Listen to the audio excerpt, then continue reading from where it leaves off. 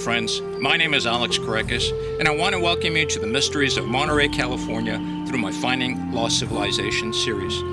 In this segment, we're going to go on a journey along the Big Sur coast here in Monterey in search of the ancient Rumsen Indian village of Pitchi. Now in 1770, when the Spanish first arrived here in the Monterey Peninsula and encountered the Rumsen Indians, they believed that the Rumsens were Stone Age people.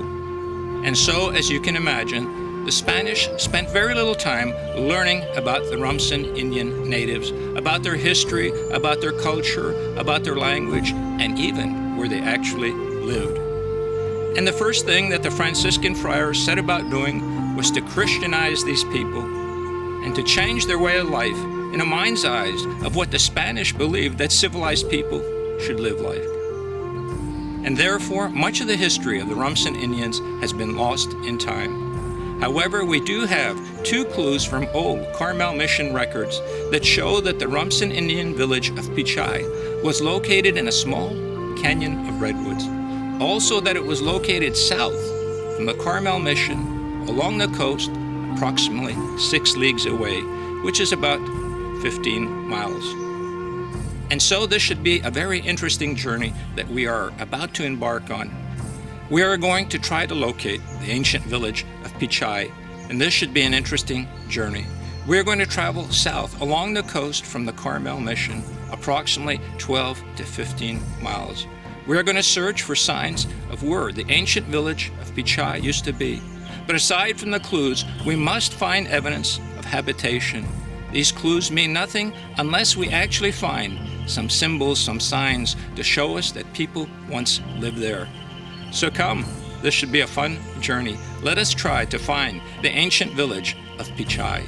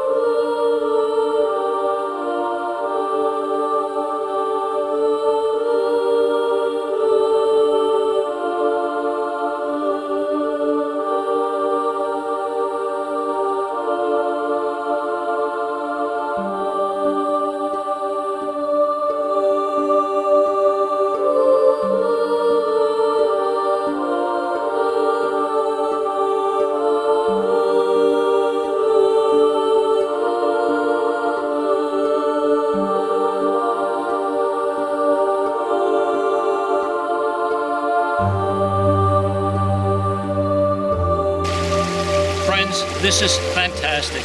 About 6 leagues south from the Carmel Mission along the Big Sur coast, I found this wonderful redwood canyon. But aside from finding this redwood canyon, I also found this wonderful fresh water stream. Water is a source of life. So this is a real bonus. We have a good chance now with this redwood canyon, this redwood forest, and this wonderful stream leading itself into the Pacific of finding signs of life. Now, as I said, we need to find signs of life to indicate that people lived in this area. So this is going to be a fun and exciting journey. Let's continue our trek.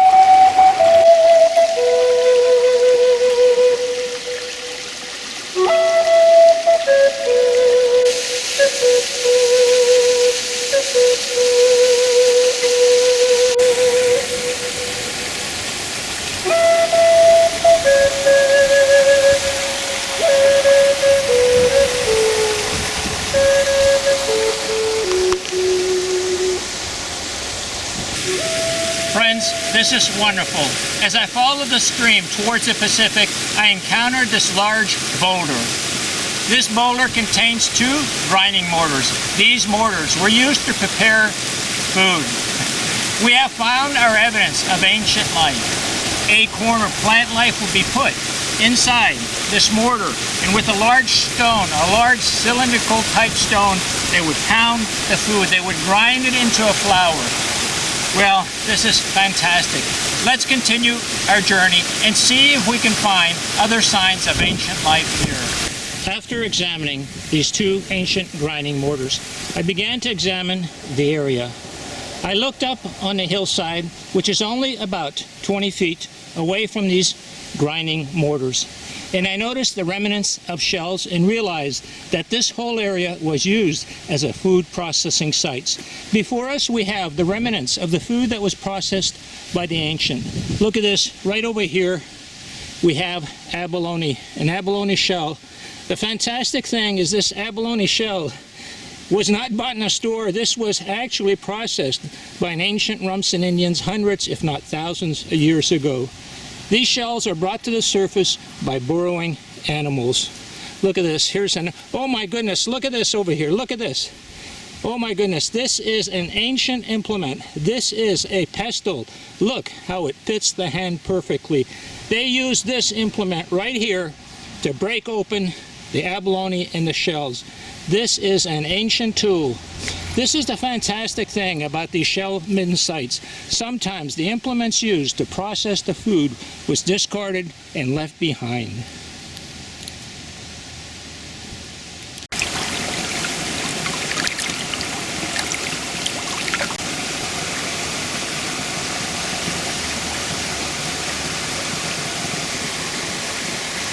Friends, adjacent to the stream, I found this large boulder, and I saw that there was a pocket here filled with plant life. So I decided that I'm going to clear it to see if it actually contains an ancient grinding mortar.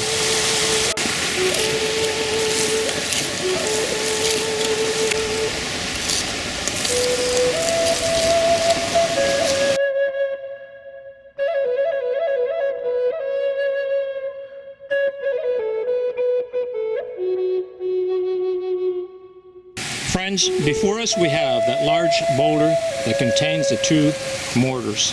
But if we follow the stream, we will notice another large boulder to our immediate front, which also seems to be a food preparation area. So let's go over there and take a look. And you can see a little bit of sand here, so that indicates there's a depression here forming on this boulder. Now I want to show you over here. This is kind of a rough surface, and right over here, it's starting to become smooth. So what I'm going to do is clear out this area, and we're going to take a look to see if this is what they refer to as more of a grinding slick. Over there in a mortar, they use the pounding action. And on a place like this, they would use an action this way. They would use a stone, which in Mexico they call a metate, but it would be ground this way. So this area right here will probably be clear, but I'm going to get a brush, I'm going to get a tree branch and clear it off, and let's take a look at it. Okay, look at this. As I'm cleaning this here, this area, the sand, you can actually see the outline right over here. This is the outline of where the grinding area was. It's interesting how just moving the sand can show you. Look at this right over here. Right over here. Okay, you can actually see the configuration of the grinding area. Okay, so what I'm going to do is finish cleaning it off but I can actually see this outline right over here. I can actually see a differentiation right over here. So let me continue clearing and let's see how it looks after I pour a little water on it. Well, this is really great. I've taken some water and look, okay, here's the boulder. Now if you look at this boulder, it has a dark black color. But this dark coloring here is actually plant life, okay? It's organic material, a form of lichen or lichen. Okay, now right over here, look at this. This is where the sandy area was, okay? This is where the sandy area is. And you'll notice right here is the configuration of where the grinding occurred. Now what's fantastic about this is you can see the difference in color, okay? And what has happened in a grinding action, okay, the boulder has been smoothed out, really fine grained, whereas over here it's rough, okay? And this is where the plants can anchor themselves. This has been ground down to such a fine grain that there's nowhere for the plant life to actually anchor itself. This is really a fabulous little discovery. And so, my friends, at the small little spot, we found 6 pieces of evidence to show us that ancient life once existed here. We're going to follow the stream as it tumbles into the Pacific to see what other kind of wonders behold us. My goodness, I'm very excited. I think we're on the right track.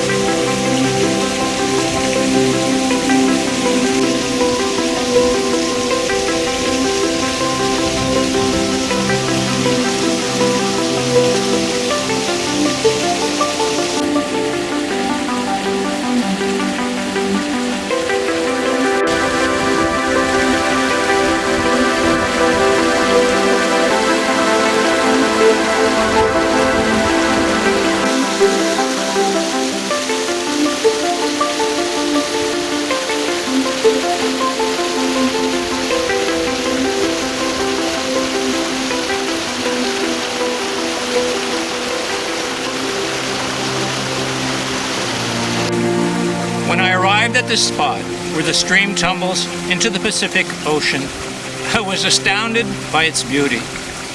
And as I gazed upon the Pacific, I felt a great sense of peace and joy within myself. I felt as if I was in heaven on earth. This is truly a spiritual place.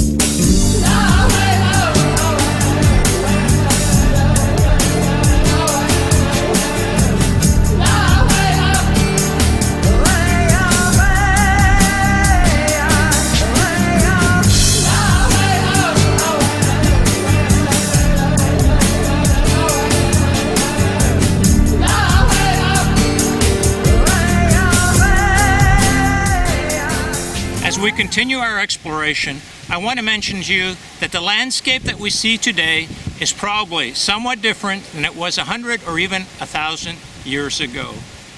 We must remember that succeeding generations of settlers, farmers, and ranchers often chose a place to build their homes in the same area that the natives had their villages. And the reason was, usually the site that was located by the natives was an optimal living place. It was usually near a source of water, a source of life.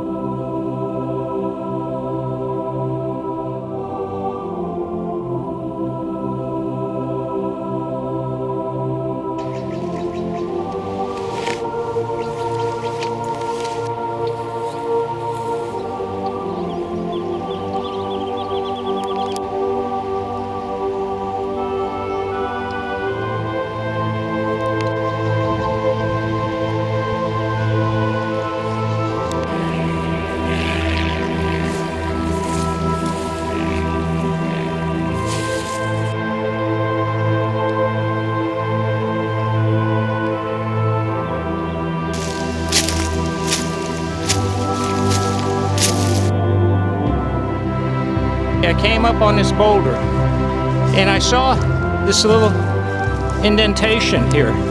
This here is another Indian grinding area. Let me clear it out for you. Look at that. Isn't that beautiful?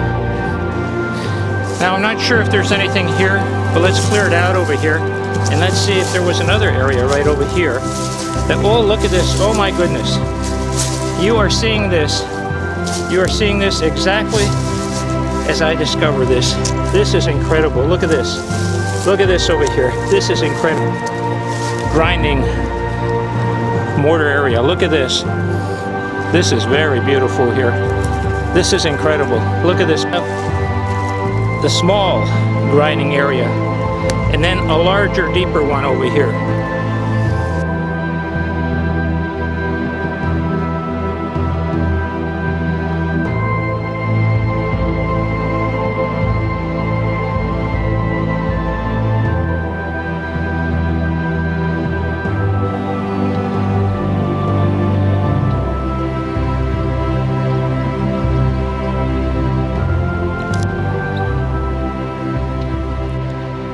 This is the property line over here, and as you can tell, this is somewhat of an old fence, but right over there a new pole was put in there. But in the digging of the post, it revealed the extensive site of this shell min area. Look at this over here. Just digging this new fence post revealed these abalone shells. My goodness, look at the size of this one over here. It is fairly large. And I think what's exciting about it is that these shells were not bought in a store yesterday, but rather these are abalone shells that were handled by the Rumsen Indians of this area hundreds, if not thousands of years ago. But let me show you another interesting find. Right here, this whole outcropping of rocks was a place where food was processed. Obviously today it's a pasture for grazing and has been significantly altered from times past. But as I was looking at this area, I was very surprised at what I noticed. Look here in front of us. You can see this natural outcropping of rocks over here, or these boulders. They all have odd size and shapes over here from breaking apart. You can see this over here. This is the natural stone right over here. But as I was looking at this boulder configuration, these stones over here, look what I found. Right over here, laying here hundreds of years, is a food processing implement. Look at this here. Look at the perfect curvature of this stone. This here is smooth. This here is a grinding stone. This is a food preparation implement, and it was used in this manner. It was placed in a hand as such, and on another flat rock it was used to go ahead and grind or tenderize all manner of food. This is really fantastic, friends. This has been lying here hundreds of years. Look at the plant life on top of the rock right here. Look at the plant life here. And as I said, here is the natural stone. You could see that it's jagged and edged, whereas this one has been shaped. This is really a fantastic discovery. Friends, I'm going to take this grinding stone. It's called a mano in Mexico, and leave it right here where it's laid for 100 years. I want to remind everyone that this land is private land. Fortunately, the rancher who owns this property has agreed to let me film the wonders so that we can all share in its joy. So please let us remember to respect these property rights.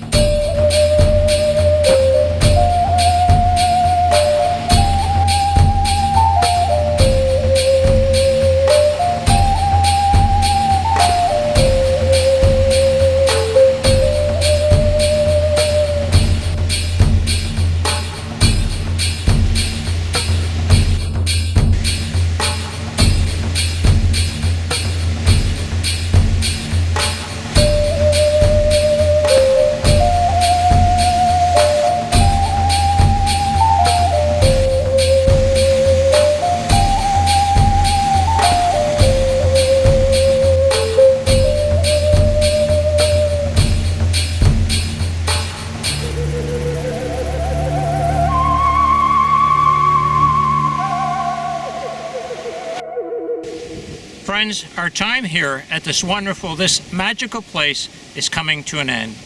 But before we leave here, I want to show you one more clue that I found which indicates that people lived here at one time. We're going to take a walk in this field behind me, and I'm going to show you a symbol or a series of symbols that I found on a boulder. Now these symbols are called cupules. Now cupules are one of the oldest form of symbology found in all the continents of the world except the Antarctic.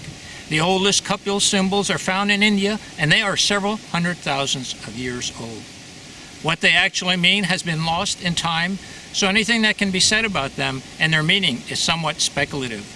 Now some people may say that these variations that we see in this boulder that I'm about to show you are naturally forming. This is the only boulder that contains these characteristics that we are about to see. Although speculative, I would say that in my mind, I am convinced that these symbols that I am looking at, that we are looking at, are cupule symbols that have been placed here by the Rumsen Indians or people who preceded them many, many years ago. However, I'll let you be the judge. So let's go and take a walk through this field and take a look at what I believe are cupule symbols.